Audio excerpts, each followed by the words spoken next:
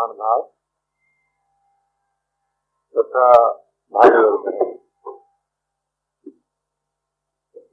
मानव जीवन की पूर्णता नित्य नव रस की अभिव्यक्ति में है और रस का स्रोत एकमात्र अगाध प्रियता। अगाध प्रियता किसी अभ्यास से प्राप्त नहीं होती, एकमात्र आत्मीयता से, अपनेपन से प्राप्त होती है। तो जो साधक सुने हुए प्रभु को बिना जाने प्रभु को, अर्थात जिसे इंद्रिय दृष्टि से, बुद्धि दृष्टि से नहीं देखा है, केवल अविचल आस्था, श्रद्धा, विश्वास के आधार पर अपना मान लिया है, उसमें जो आत्मीयता स्वीकार कर ली है, ये मान लिया है कि वे अपने हैं, इसी का नाम भक्ति है। ये भक्ति 5 बातों से प्राप्त होती है। सबसे पहली बात यह है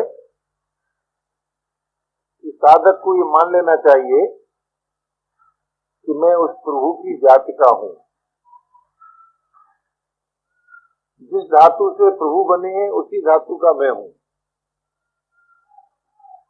मुझमें उनमें कोई जाति भेद नहीं है।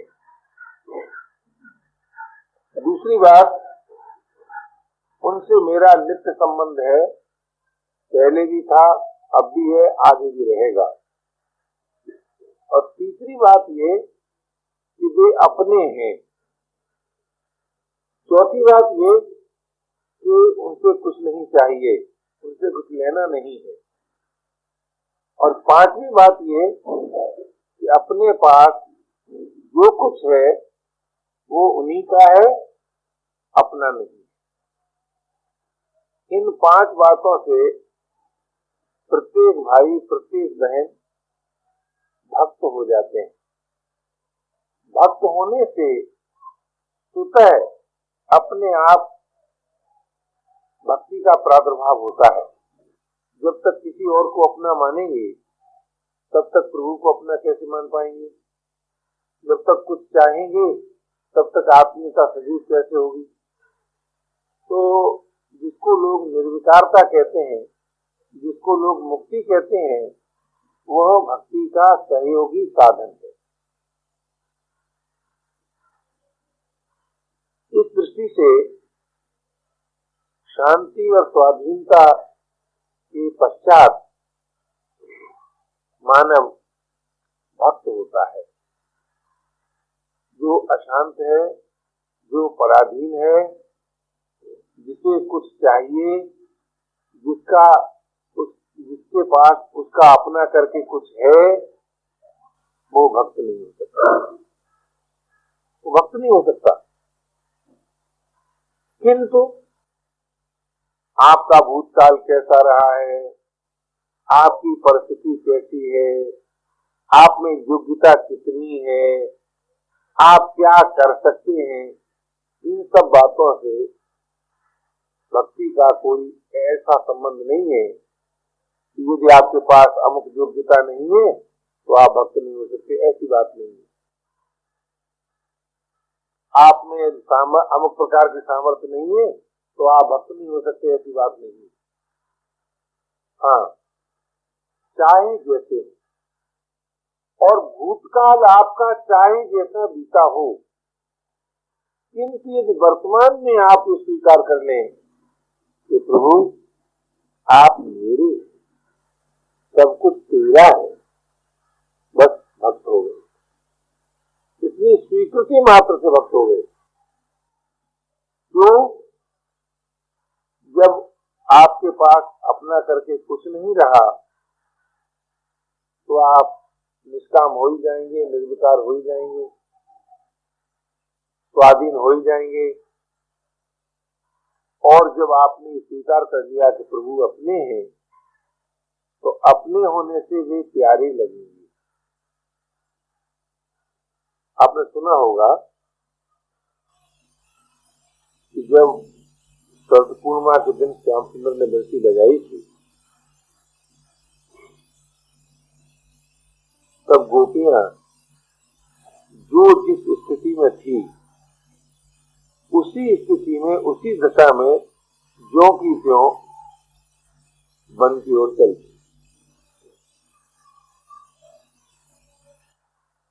इनकी दशा का जो वर्णन है वो तो ऐसा सुगम तो है नहीं, इतना कम, इतना है तो उसके वर्णन करने के लिए बहुत समय चाहिए। किंतु सारांश उसमें इतना ही है कि अगर कोई गोपी एक आंख में काजल लगा चुकी थी तो उसी दिशा में चल दी, यानी अस्त व्यस्त दशा में। आप जानते हैं काम का उद्गम क्या है, कामी का स्वभाव क्या है? काम का उद्गम है अपने शरीर की सत्यता और सुंदरता में आस्था, अथवा शरीर को सजाने का प्रयास। स्वस्थ रखना काम नहीं है, लेकिन ये जो आजकल की प्रथा के अनुसार ये ड्रेसिंग रूम है ना, इसको ड्रेसिंग रूम कहते हैं, इसको कहना चाहिए काम घर। वहां जाकर आदमी एक बनावटी ढंग से, आर्टिफिशियल ढंग से अपने शरीर को सजाता है। जिनमें काम नहीं रहता उनमें शरीर को सजाने की बात ही नहीं आती। इसलिए गोपियां जिस दशा में थी उसी दिशा में चल दी। और जब वन में पहुंची तो श्याम सुंदर ने कहा, ये गोपियों, क्या तुम रास्ता भूल गई हो जो इस समय वन में आई हो रात में? गोपियों ने कहा, महाराज हम रास्ता नहीं भूल गए। तो क्या तुम ये नहीं जानती हो कि वेद का धर्म क्या है? वेद ने क्या बताया है? वेद ने बताया है कि रात्रि के समय पर स्त्री को पति या पुत्र के साथ रहना चाहिए। तुम वन में कैसी आ गई? गोपियों ने कहा, हे श्याम सुंदर, हम आपको आचार्य बनाने के लिए नहीं आई, गुरु बनाने नहीं आई, तो जाओ यहां से। क्यों आई? उन्होंने कहा, हम तो इसलिए आई थी कि हमें देख के आप प्रसन्न होंगे, आपको रस मिलेगा हमारे देखने से, हम इसलिए आई। और जहां आप जाने की कहते हैं वहां तो हमारा तृण के समान भी संबंध नहीं। एक बात। दूसरी बात यह महाराज, मन के बिना तन कैसे जाए? हमारे पास हमारा मन नहीं। अब आप विचार कीजिए, मन किसके पास नहीं होता? जो निष्काम हो। तब मन किसका नहीं होता? जो निर्मम हो। इससे क्या सिद्ध हुआ कि गोपियां निर्मम भी थी और निष्काम भी थी। उस पर भी श्याम सुंदर ने कहा, तुम जाओ। तो गोपियों ने कहा, हे धर्म के आचार्य, तू ये बता कि किसी का पति कहीं चला गया हो और अपनी प्रतिमा बना के दे गया हो और ये कह गया हो तुम इसकी सेवा पूजा करना, तो स्त्री को क्या करना चाहिए? तो सेवा पूजा करनी चाहिए। और जब उसका असली पति आ जाए तब क्या करना चाहिए? तब उसे उस प्रतिमा की पूजा करना चाहिए कि असली पति से प्रेम करना चाहिए? तब तो उसको असली पति से प्रेम करना चाहिए। गोपियों ने कहा, हे श्याम सुंदर, हे धर्माचार्य, तुम ये तो बताओ जगत का पति कौन है ये हमको बताओ, जगत का प्रकाशक कौन है, जगत का पति कौन है? यदि आप जगत के पति हैं तो बताइए हम असली पति को छोड़कर कैसे जाएं? उस पर भी श्याम सुंदर ने कहा जाओ। तब गोपियों ने अंत में एक बात कही और ये कहा कि महाराज, जहां आप जाने की बात कहते हैं वहां तो हमारा संबंध ही नहीं है, और हमारे पास हमारा मन नहीं है जो हम जाएं, हम तो बेमन की है। उस पर भी यदि आप हमें देख के प्रसन्न नहीं होते, या बड़ा एक दार्शनिक रहस्य है, तो अब हम सब भस्म हो जाएंगे विराग में, और जब हम भस्म हो जाएं तब आप एक बार उस भस्म के ऊपर से निकल जाए। आप जानते हैं, जिस समय अहम रूपी अणु नहीं रहता, उस समय उस अनंत में ये सामर्थ्य नहीं रहती कि वो त्याग करता। तात्पर्य क्या निकला? जिसने अपने प्रेमास्पद को रस देने के लिए ही अपने को स्वीकार किया है, जिसका ये व्रत है कि प्रीतम को रस मिले, वही भक्त है। भक्त का अर्थ ये नहीं है कि भक्त को भगवान से कुछ लेना है। जिसे भगवान से कुछ लेना है वो तो भक्त है ही नहीं। आप जानते ही हैं कि आपसे कोई कहे कि आप हमें अपनी मोटर दे दें, और फिर कहें कि हम आपके बड़े भक्त हैं, तो आप कहेंगे आप मेरे भक्त हैं कि मोटर के भक्त हैं? भक्त उसे नहीं कहते जिसे कुछ भी चाहिए। जिसे कुछ भी चाहिए वो भक्त नहीं है।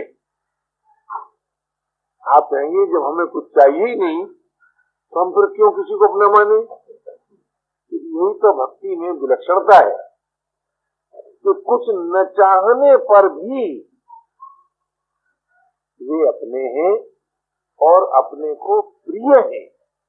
देखिए, अपने मानने का अर्थ क्या है? अपने को प्यारा लगे। तो जिसका कोई प्रिय है उसी का नाम भक्त है, और उस प्रियता का नाम ही भक्ति है। तो भक्ति क्या हुई? किसी की प्रियता। अब ये प्रियता जो है ये शरीर धर्म नहीं है,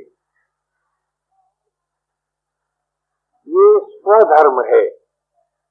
प्रियता अपने में होती है, यानी आप में प्रियता जागृत होगी, न कि आपके तन में, न कि आपके मन में, न आपकी बुद्धि में। इन सब में प्रियता जागृत नहीं होती। इन सब पर तो आपकी प्रियता का प्रभाव होता है। जैसे आसक्ति अपने में होती है, दिखाई मन में देती है, दिखाई देती है मन में और होती है अपने में। उसी प्रकार जब अपने में प्रियता जागृत होती है तब उसका प्रभाव शरीर पर होता है, इंद्रियों पर होता है, मन पर होता है, प्राणों पर होता है, और इतना गहरा प्रभाव होता है कि सारा शरीर प्रीत के परमाणुओं से निर्मित हो जाता है। परंतु ये भक्ति बिना निर्ममता निष्कामता पूर्वक आत्मीयता के प्राप्त नहीं होती। आप सोचते होंगे कि हम इंद्रियों के द्वारा किसी अभ्यास के पूर्वक भक्ति प्राप्त करेंगे, तो बात नहीं। भक्ति में समस्त इंद्रियां और मन और बुद्धि प्राण आदि सब अपने अपने स्वभाव को छोड़कर प्रियता में परिवर्तित हो जाते हैं। अथवा यूं कहिए, जब प्रेमी प्रेमास्पद को देखता है तब उसकी सारी इंद्रियां नेत्र में विलीन होती है। जब उनकी बात सुनता है तो सारी इंद्रियां श्रोत्र में विलीन होती है। जब उनके संबंध में सोचता है तो सारी इंद्रियां मस्तिष्क में विलीन होती है। प्रेमी की सर्व इंद्रियां एक इंद्रिय में विलीन हो जाती हैं। किंतु ज्यों ज्यों प्रियता बढ़ती जाती है, सबल होती जाती है, स्थायी होती जाती है, त्यों त्यों इंद्रियां, मन, बुद्धि, प्राण, शरीर, ये सब प्रीत में परिणत होते चले जाते हैं। अर्थात शरीर की आकृति रहते हुए भी वो सारा शरीर प्रेम के परमाणुओं से, अर्थात प्रेम की धातु से निर्मित हो जाता है। इसी का नाम असल में भक्ति है और वो एक प्रकार का रस है और ऐसा अनुपम रस है कि जिस रस की मांग भगवान को भी है। भक्ति रस की मांग भगवान को भी है, अर्थात भक्ति भगवान को रस देती है। किंतु कब प्राप्त होती है? जब मुक्ति भी संतुष्ट न कर सके तब प्राप्त होती है। अर्थात जिसे मुक्ति भी खारी लगती है उससे भक्ति प्राप्त होती है। और मुक्ति किसे प्राप्त होती है? जिसे कि जीवन में से यानी सुख का प्रलोभन नहीं रहता, अर्थात जिसे सुख नहीं भाता, सुख जिसको अच्छा नहीं लगता उसको मुक्ति मिलती है, और मुक्ति जिसे नहीं अच्छी लगती उसको भक्ति मिलती है। अंतर केवल इतना है कि सुख का प्रलोभन नाश होने से दुख की निवृत्ति होती है और सुख का प्रलोभन नाश होता है, किंतु मुक्ति का कभी नाश नहीं होता। क्यों? इसलिए नाश नहीं होता कि मुक्ति में भी देह का अभिमान गल जाता है, देह से संबंध नहीं रहता। तो जब देह से संबंध नहीं रहता तब कर्म में, चिंतन में, स्थिरता में जीवन बुद्धि नहीं रहती, और जब इन सब में जीवन बुद्धि नहीं रहती तब पराधीनता नहीं रहती। तो पराधीनता का अत्यंत अभाव कहो अथवा मुक्ति कहो, एक ही चीज है, परंतु उस स्वाधीनता को प्रियता के लिए समर्पित कर देता है। कौन? भक्त। आप क्यों समर्पित कर देता है? स्वाधीनता का अनुभव आप करते हो। पराधीनता से पीड़ित भी आप थे, तो जो पराधीनता से पीड़ित था वही नहीं ये कहता है मैं स्वाधीन हूं, तो स्वाधीनता अपने लिए उपयोगी हुई, प्रभु के लिए उपयोगी नहीं हुई। लेकिन प्राप्त कैसे हुई? स्वाधीनता आपको कैसे प्राप्त होती है? प्रभु के दिए हुए विवेक रूपी प्रकाश के आदर से। मुक्ति विवेक से है ना, और विवेक आपको मिला है। जैसे भुक्ति कर्म सापेक्ष है, जितने भोग हैं वे सब कर्म की अपेक्षा रखते हैं, यानी कर्म के द्वारा भोगों की सिद्धि होती है। लेकिन एक बात बताइए, कर्म सामग्री किस कर्म के द्वारा सिद्ध होती है?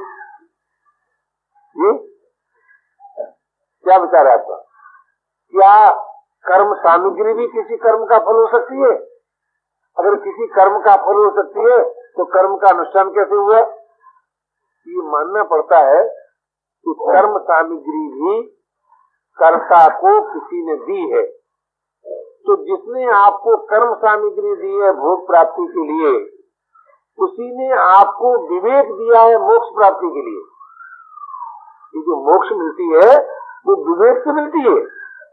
तो विवेक जिसने दिया मुक्ति के लिए और कर्म सामग्री जिसने दी भोग प्राप्ति के लिए, उसके संबंध में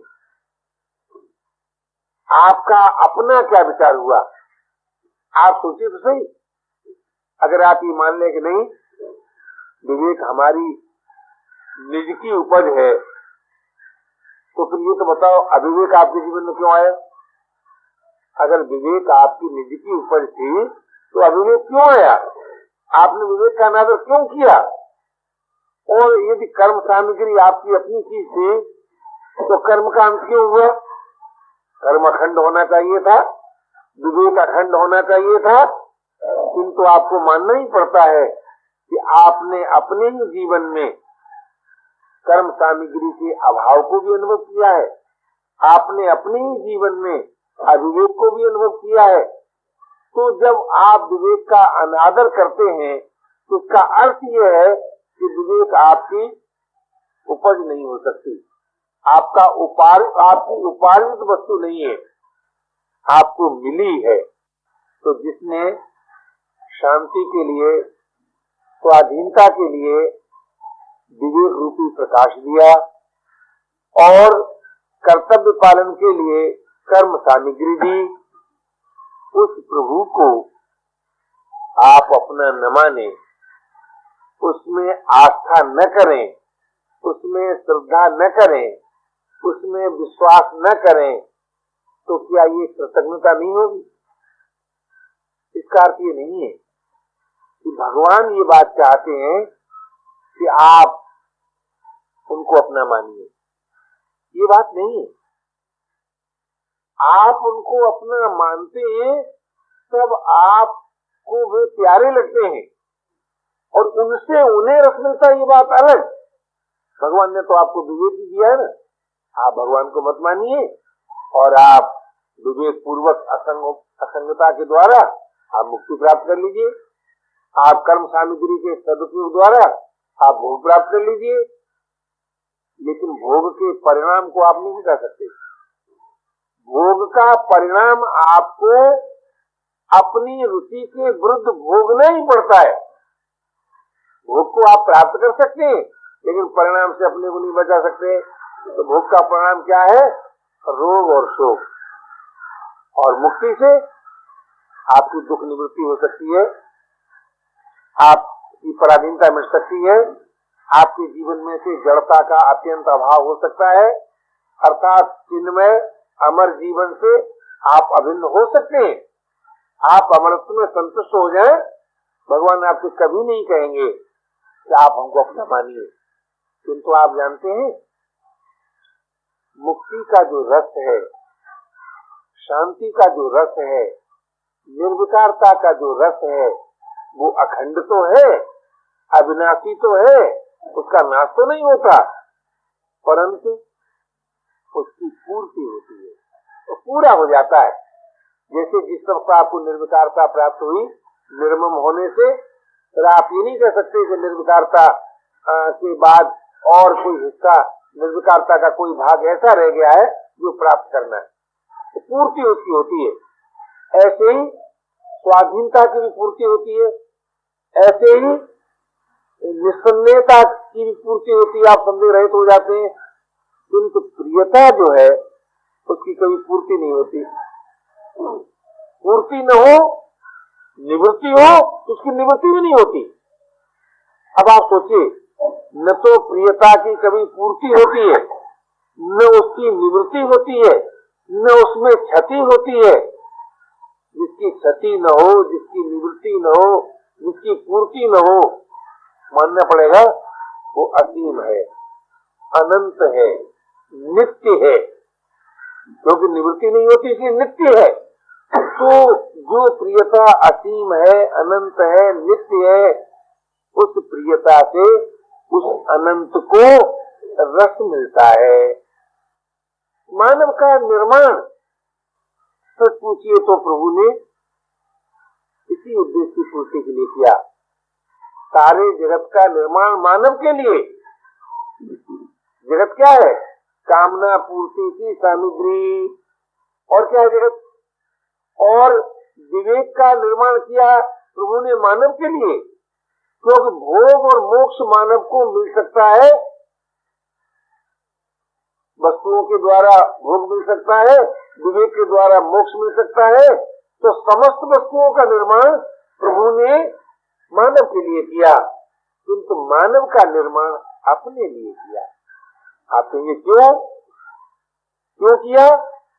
इसलिए किया कि मानव ही एकमात्र ऐसा प्राणी है कि जो प्रभु को अपना कह सकता है, उनमें आत्मीयता स्वीकार कर सकता है। ऐसा प्राणी मानव है। मानव ही एक ऐसा प्राणी है जो जगत से निराश होकर, जगत से असंग होकर अपने आप में संतुष्ट हो सकता है। मानव ही एक ऐसा प्राणी है जो समस्त विश्व के दुख को देख करुणित हो सकता है, दूसरों के सुख को देख प्रसन्न हो सकता है। ये तीन बातें, प्रभु में आत्मीयता, सुखियों को देख प्रसन्न होना, दुखियों को देख करुणित होना और असंगता पूर्वक स्वाधीन हो जाना, ये बातें मानव जीवन ही में साध्य है और किसी जीवन में साध्य नहीं हो सकती। किंतु ये तीनों में रस है। करुणा में भी रस है, प्रसन्नता में भी रस है। इसका अर्थ क्या हुआ? उदारता में रस है, क्योंकि उदारता के दो भाग हैं, एक करुणा और एक प्रसन्नता। उदार पूर्व मानव ही सुखियों को देख प्रसन्न और दुखियों को देख करुणित होता है। तो उदारता में भी रस है और असंगता में भी रस है, निष्कामता में भी रस है। किंतु प्रियता में जो रस है वो अनुपम है, अलौकिक है, अनंत है। और जीवन में रस की मांग है। इस दृष्टि से आप विचार करेंगे तो जो सर्वोत्कृष्ट रस है उसका नाम भक्ति है। और उसकी प्राप्ति किसको होती है? जो प्रभु को अपना मानता है। ये समझकर नहीं कि वो महान है, जगत के प्रकाशक हैं, आश्रय हैं, मालिक हैं, वो तो प्रभु को अपना नहीं मानता। वो तो प्रभु के दिए हुए विवेक पूर्वक मुक्ति का आनंद लेता है और कर्म सामग्री से भोग का आनंद लेता है। प्रभु को अपना वो मानता है जिसको भोग और मोक्ष नहीं चाहिए। भोग भी नहीं चाहिए, मोक्ष भी नहीं चाहिए। परंतु इन दोनों में अंतर क्या है? भोग के न चाहने से भोग की निवृत्ति होती है और मोक्ष के न चाहने से मोक्ष की निवृत्ति नहीं होती, प्राप्ति होती है। यानी मोक्ष को अगर आप न चाहें तब भी आपको मुक्ति मिलेगी, लेकिन भोग को न चाहें तो भोग की निवृत्ति होगी। तो निवृत्ति जिसकी होती है उसका नाम भोग है, उसका नाम काम है, उसका नाम आसक्ति है। और प्राप्ति जिसकी होती है, निवृत्ति नहीं होती, उसका नाम मोक्ष है। तो उस मोक्ष से भी जो अधिक रस है जिसमें, उसका नाम भक्ति। एक बार एक भक्त से मिलने का अवसर मिला तो मैंने उनसे कहा, चर्चा करते हुए, असंगता में भी रस है। उन्होंने बड़े सुंदरता पूर्वक ये कहा कि ठीक है भैया, भैया करके संबंध, ठीक है भैया, हम रूखी रोटी खाएं तो चटनी से क्यों न खाएं? असंगता में जो रस है वो रस तो प्रियता में है ही, परंतु उसमें नित्य वृद्धि है। श्रम साध्य भक्ति का रस नहीं है, विचार साध्य भक्ति का रस नहीं है, विचार साध्य मुक्ति का रस है, निष्कामता से साध्य शांति रस है, किंतु आत्मीयता से साध्य भक्ति का रस है। और वो रस कितना अनुपम है, कितना विलक्षण है, इस संबंध का ठीक परिचय कब होता है? जब आप किसी भक्त के चरित्र को अपने सामने रखते हैं।